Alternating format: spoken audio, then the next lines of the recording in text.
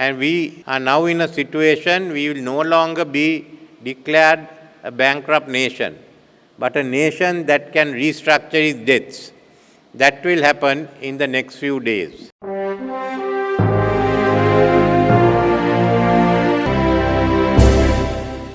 President Ranil Wickremesinghe emphasized that the Royal College cricket team's effective captaincy ultimately led to the team's victory at a time when all of the matches were being lost, and that his effort is to lift the defeated country to the path of victory, similar to what the captain of the Royal College cricket team did. The president recalled that when he assumed office last July, the country was experiencing numerous crises such as shortage of fuel, food, and fertilizer. He compared this to the royal team, which had suffered a string of defeats, and claimed that many people believed the country would not be able to recover. However, President Wickremesinghe stressed that his team was able to change that situation and create economic stability in the country in the last 7 months, and emphasized that Sri Lanka is no longer a bankrupt state. President Ranil Wickremesinghe made this statement while addressing the 32nd Interact District Conference held at Temple Trees on Sunday. He said that everyone would be able to witness a developing country in the next 2 years, and to make Sri Lanka the most prosperous country in the region, it is necessary to build the economy in addition to stabilizing it today. The president added that the 25-year plan to make Sri Lanka a successful nation by 2048 has already been implemented, and it can only be achieved with the commitment of the current youth. This conference was organized by St. Thomas's College, Wesley College, Vishaka Vijayalaya, and Girls High School Kandy, and it drew about 700 students from various schools all across the island. Appreciating his support and participation in the Interact Global Youth Movement, District Governor of the Rotary International District 3220 for Sri Lanka and Maldives Pubudu de Zoysa presented a badge to the President, and Interact District Conference President Abdullah Siddique presented the President with a plaque. First and foremost, let me commend you for the work you all have done in the last year and for the organization you have put in for this conference. I need not deal at length with the Rotary or with the Interact. You know what the Rotary is, the work that's done by the Rotary. And you, as interactors, are the ones who are now getting ready to take on the task of being Rotarians. Service to mankind and service to Sri Lanka. This is what you all have engaged in. And I have no doubt that you will address this issue further today, as well as in the course of this year, the coming year, when you engage in different projects. This is in a way a training to become a Rotarian, a training to do good to your fellow men. When I was invited, I accepted the invitation for this reason. Your district governor was worried that I may not turn up here today after the Royal Thomaian match yesterday. I want to tell her the match was over yesterday and a new day begins today. It was, I must say, an interesting match, and I must commend both the Royal and the St. Thomas's team.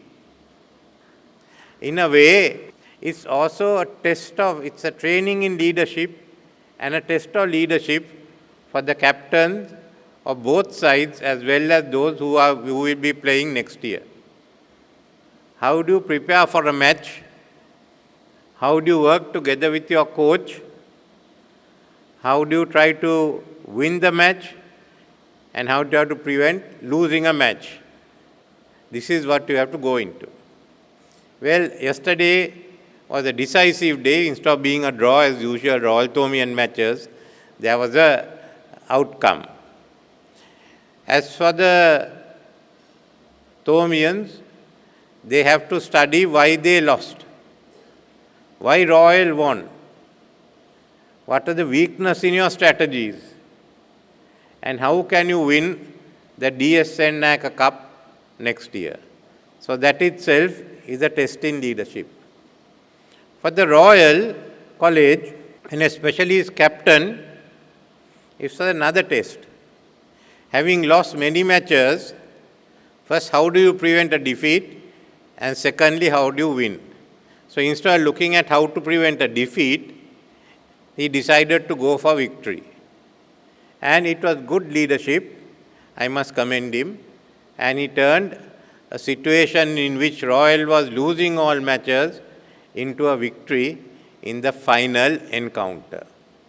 Now, I am also trying to do, my attempt is also to do what the captain of the Royal College cricket team has done. Last July, I was asked to take over the country. And at that time, as you know, there was a shortage of petrol, there was a shortage of fertilizer, there was a shortage of food, there was a shortage of everything. We had no money. We couldn't make our payments. The government had no money.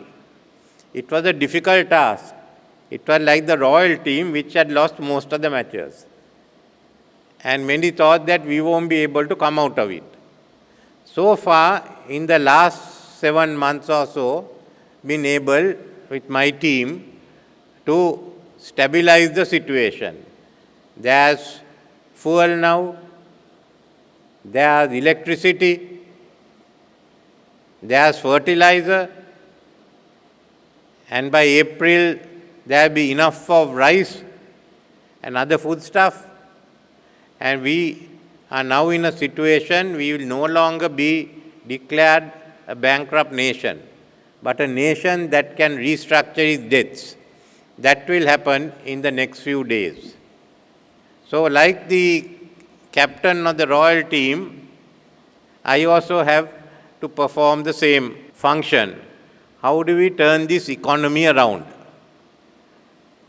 Now what we are doing at the moment, and the results of the IMF board of directors only gives us a breathing space where they will say that we are no longer bankrupt and that we can restructure the debt.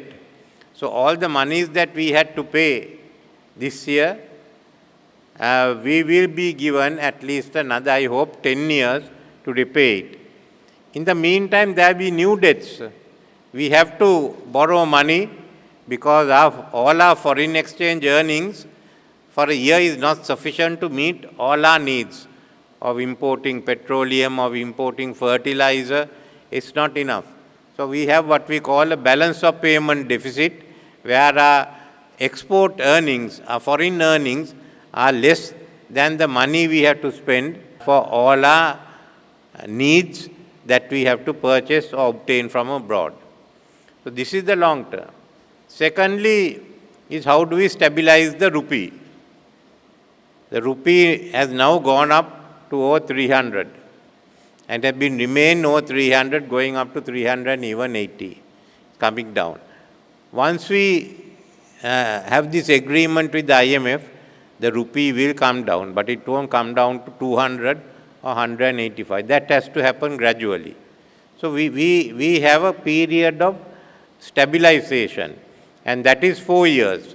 With the IMF, we have agreed, they've given targets, we've agreed that that the budget will not be a deficit, that the budget will have a surplus by 2026, and that we will then be able to borrow and to pay back the monies we borrow. Now that is not a very good situation, because once we stabilize the economy and we can restructure the debts, we must also find means of paying off all our debts and coming to a situation where we have a surplus in the country, that every year, like Japan or Singapore or Germany or Korea, that at the end of the day, we will have a surplus. Our foreign exchange earnings will exceed our requirements for the time being, where we have to import our fuel, medicine and certain other basic foodstuffs. So that is the next stage. So to win this match, to win this encounter, stabilizing the economy is not enough. You must then make the economy grow. And unless you make the economy grow, we will go down again. So when I went to Royal Primary, we were the second most prosperous nation in Asia. First Japan, second Sri Lanka. Today every other country has overtaken us. Now I want, as far as I am concerned, my aim now is also not only to lay the groundwork to restructure our debt, to stabilize our economy so that we can repay our debts in 10 years' time, but to build a new economy in which we will be prosperous and we will be able also to become a developed economy, giving a better future for those who will be living in the next 40, 50 years. Now for that I need a team. When I lay that down, I need a team for that match. That is going to be the big match. Are we going to make it? Are we going to develop this country? Or are we going to let it slide? For that game, who's my team? My team is going to be all of you all. What we will lay down now is a 25-year plan.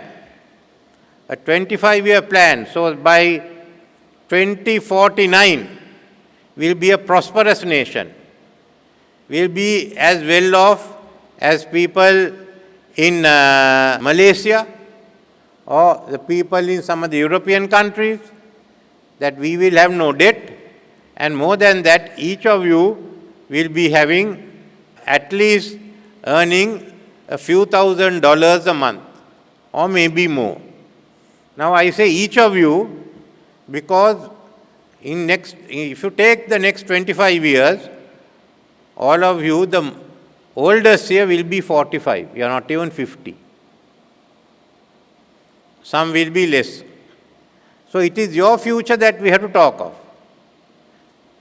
Unless I stabilize the economy, we can't develop as a country to become a prosperous society. Once we stabilize the economy, then we can go ahead to become a prosperous country. Now, some of you are thinking of going abroad for education. I understand some of the difficulties of getting to the universities here or the problems you face inside universities. Some of you are thinking of going abroad and not being in Sri Lanka. Some of you want to go out and work and come back. All I want to say to all those who are thinking of going abroad is don't abandon the country. In the next 2 years, you will see the country developing, and then you will see that you have a future. So certainly go out, certainly study, but remember to come back. Because this is a 25-year match. This is not like the Royal Tournament which is played in 3 days, or some of the other school matches that are played in 2 days. This is a 25-year match. The second innings will be much longer than the first innings. First innings is only 4 years. Second innings may be 21 years after that. So this is the game that we have to play, that all of you here have to play. All of your age in this country has to play. Now that game we must play to win. We must become the most prosperous country in our region. We must not have poverty. We must have employment. We must have a green economy. We must have a digitalized economy. We must be modern in our technology, modern in our thinking. And there has to be a very marked change in the way the country is governed. That is what you call a system change. And that system change, we have to do that system change not having Governor Pubudu in mind. Let's forget her. We must have that system change thinking of the interactors here. What is the country you want? What is the society you want? What are the changes you want? In that case, you have to participate here in building that country, because you will finally take over leadership. So what I have been trained here is not merely to run the Rotary, but some of you will in different ways, every one of you will help to build the country and hopefully run the country, and some of you, I hope, will be able as Rotarians to come and make the speech that I have been making today. So I don't want to take any more of your time, but I want to wish you all the best in your endeavors and wish the Interact all the best. Thank you. For more latest news, subscribe to FTTV.